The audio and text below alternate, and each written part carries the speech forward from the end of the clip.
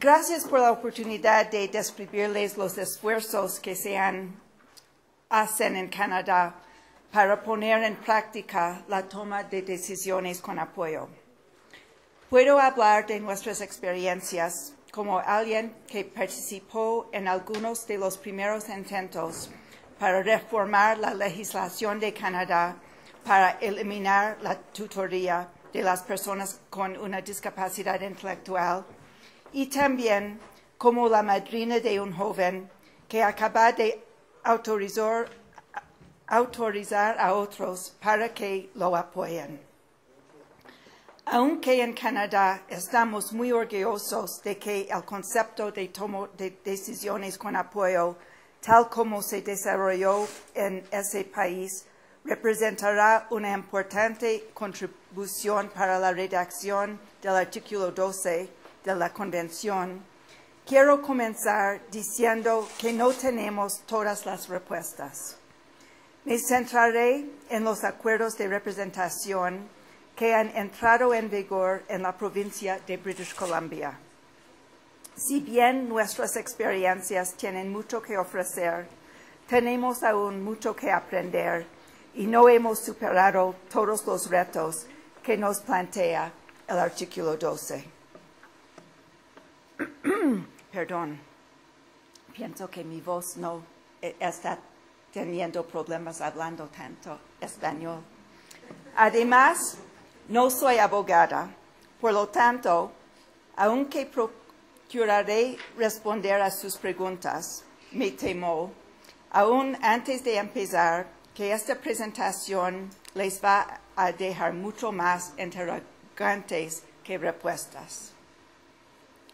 No quiero utilizar mucho tiempo con la historia, solo diciendo que desde 1982 en Canadá, nuestra Declaración de Derechos y Libertades, que forma parte de nuestra Constitución, garantiza la igualdad ante y bajo la ley e igual protección y beneficios legales, sin discriminación por motivos de raza, origen nacional o étnico, color, credo, sexo, edad o discapacidad mental o física. Sin embargo, a pesar del progreso legal a nivel nacional e internacional, nuestras propias experiencias fueron consistentes con las de personas de otras organizaciones de discapacidad y de analistas legales. A pesar de la plétora de derechos escritos en documentos, las personas con discapacidades continúan marginalizadas, siguen siendo víctimas de abuso y se ven sistemáticamente privadas de sus derechos de acción. En Canadá, experimentamos dos movimientos paralelos que, unidos, ayudaron a hacer frente a la privación sistemática de los derechos por la imposición de la tutoría. En primer lugar, a comienzos de los años 60 y hasta mediados de los 80, el movimiento de padres de personas con discapacidades cuestionó a las grandes instituciones como el principal vehículo para ofrecer cualquier tipo de servicio a las personas con discapacidades intelectuales. A medida que comenzó el proceso de desinstitucionalización, que aún continúa, las familias y los proveedores de servicios procurarán ofrecer más poder a los individuos que abandonaban la institución para tomar el control de sus vidas. Al mismo tiempo, crecía aceleradamente en Canadá el movimiento de quienes asumían su propia defensa y declaraban con convicción que querían tomar sus propias decisiones en los asuntos que los afectaban. Las familias y quienes se expresaban a nombre propio reconocieron que, en la población en general, la mayoría confiaba en el apoyo de las personas más cercanas para tomar las decisiones importantes de sus vidas. La Asociación Canadiense para la Vida Comunitaria, miembro de Inclusión Internacional, inició una investigación para determinar la forma como ese apoyo informal podría ser reconocida por la ley.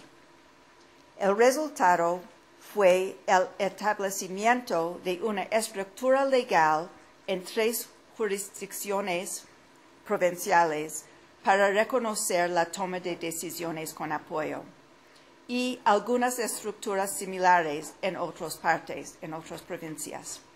Me centraré en el ejemplo de British Columbia, que voy a decir BC para ser más rápido. BC tiene 4 leyes relacionadas con la incapacidad mental y la tutoría de adultos.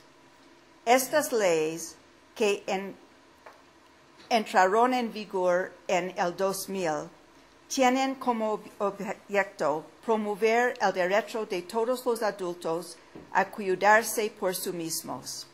Las leyes pretenden ayudar a las personas que no pueden tomar sus propias decisiones o de quienes otros podrían aprovecharse.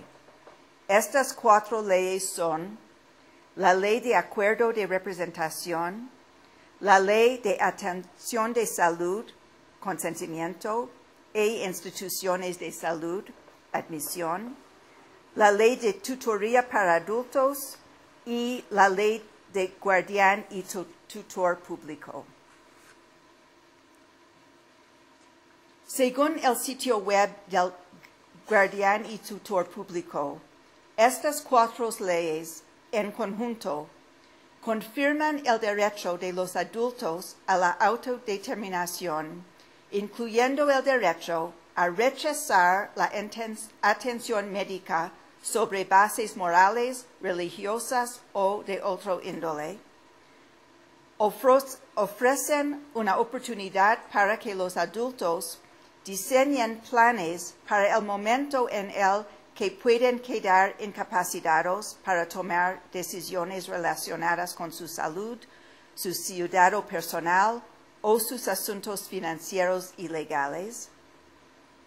Garantizan que haya reglas y normas claras para quienes toman decisiones de atención de salud a nombre de otros. Refuerzan el papel de la familia y los amigos en apoyar y ayudar a los adultos y a sustituirlos en la toma de decisiones.